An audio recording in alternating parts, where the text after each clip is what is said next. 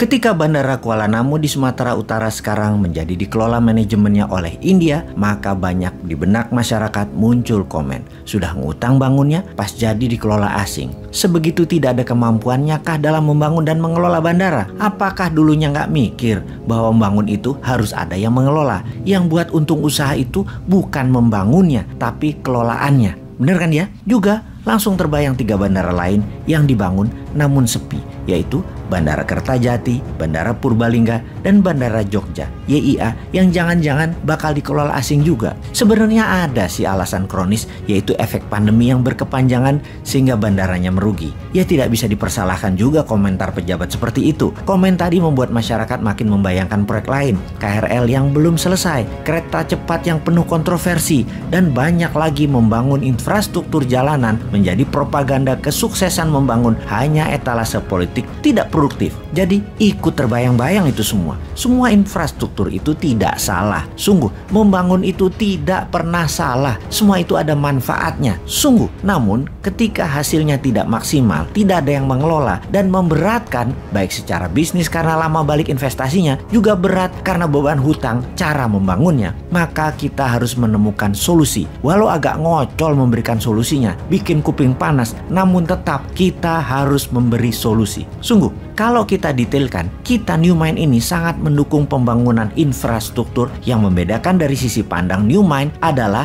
membangunnya kaum New Mind adalah caranya yang berbeda dengan Old Mind. Bukan tujuan yang berbeda, sama tujuannya. Sekali lagi, caranya. Cara berhutang, pakai teknologi asing, pakai uang asing, pakai orang asing, bahan procurementnya asing, itulah yang dikritik New Mind. Kita ingatkan sekali lagi, biar lebih paham. Membangun infrastruktur tidak salah. Yang salah itu kok bisa-bisanya dibohongi oleh pejabat di lingkungannya dengan mengatakan bahwa membangun infrastruktur itu wajib, bahkan pakai hutang dan dana asing pun gak apa-apa. Padahal berbarengan dengan itu semua, karena ada unsur asingnya, bisa jadi ini hanya akal-akalan yang pasti bisa membawa keuntungan pribadi pejabatnya. Bener deh, berhutang dengan asing itu salah. Membangun pakai asing itu caranya salah. Namun karena tidak tahu, tidak paham, tidak ngerti, ya ambiar jadinya keuangan negaranya. Dengan makin meningkatnya hutang dan uang beredar jadi sedikit di masyarakat. Kita rincikan, kita tahu di dalam membangun infrastruktur itu ada 2 macam.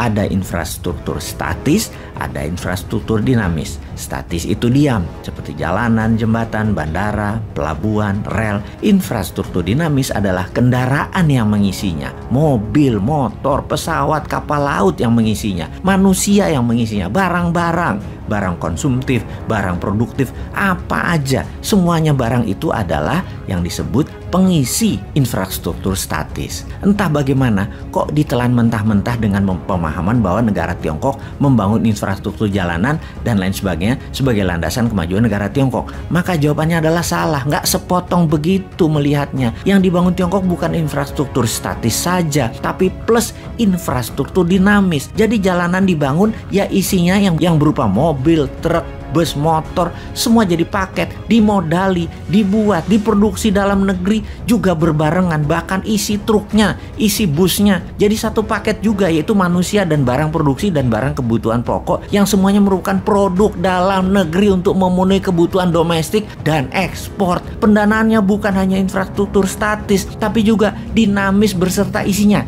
Itu kuncinya. Maka kalau tidak sepaket pasti ambiar, dan terbukti sekarang BUMN karya-karya yang membangun jalanan ambiar semua. Kontraktor dan subkontraktor punya piutang tagihan tak terbayar di proyek-proyek tersebut. Karena IRR returnnya hanya dari infrastruktur statis yang nggak bakal balik modal lama. Apalagi hanya mengandalkan isi kendaraan kebutuhan pribadi, bukan produktif serta komersial yang hanya ngabis-ngabisin bensin, oli, dan makin banyak impor lah kalau kayak gitu. Bukti lain lagi, kita ini niru Tiongkok hanya bungkusnya disertai ketidakfahaman bernegara pejabatnya. Jadi kasihan dan malu banget kalau dikupas kayak begini.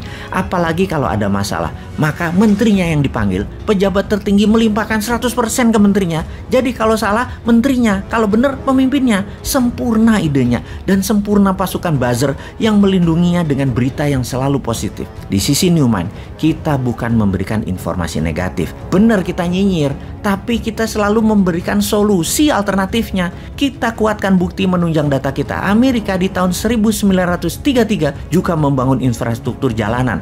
Namun tujuannya adalah demi industri mobil dan industri gasolin meningkat kebutuhannya. Strategi itu namanya create demand. Jepang setelah Perang Dunia Kedua membangun rel dan kereta api hingga kereta cepat dalam 20 tahun. Semua 100% produk dalam negeri Jepang. Tujuannya sekali lagi, create demand.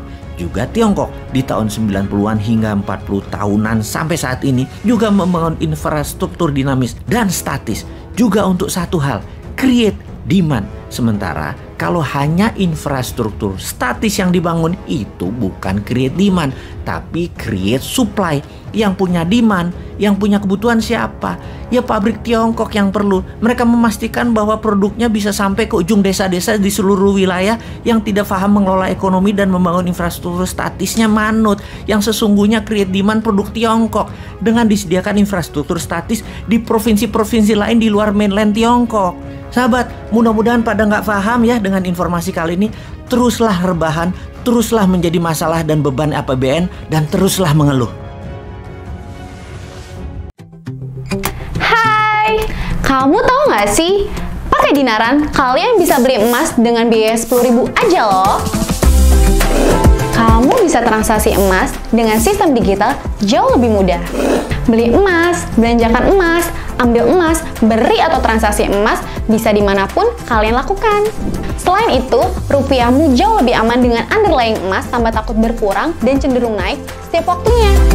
Di Dinaran, setiap rupiahmu bernilai emas. Jadi, download Dinaran sekarang juga.